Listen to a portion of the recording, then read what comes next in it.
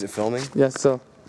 And so Chris is there, and he like breaks conversation, comes over to me and says, "I'm gonna destroy that fucking laptop and all your work."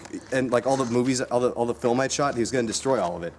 And I couldn't believe the shit that came out of It's this such man's mouth. jackass. Well, I wasn't there to talk to Chris. I was there waiting for the other two to get out of the meeting, because guess what? I had one of them on film congratulating all the doctors at the aid station. And I wanted to get an afterpiece. I could give a flying fuck what he was talking about, and frankly, Chris ain't shit. You want to talk about relative importance in a war zone, no one journalist can shit on another journalist like that. They can't.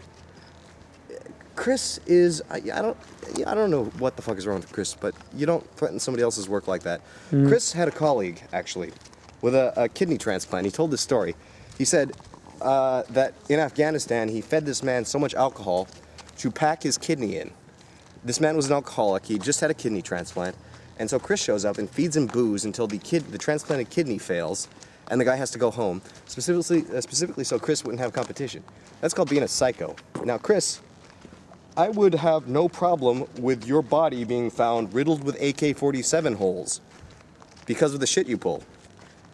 You have to respect that you're in a war zone, and, well, law's a little faster and more brutal out here.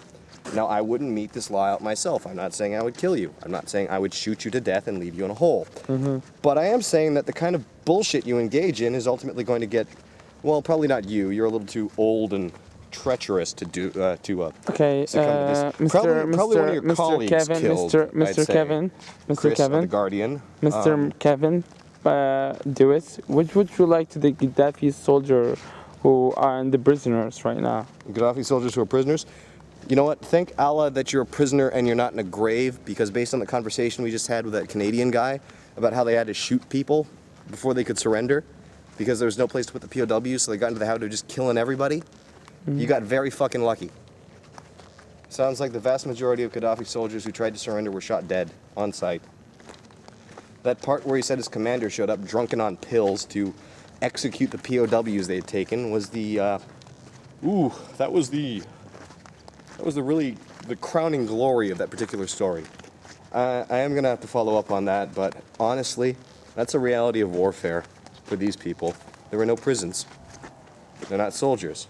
What would you like to say to the guys I who say it's a reality of warfare, not a right thing, but it is a reality.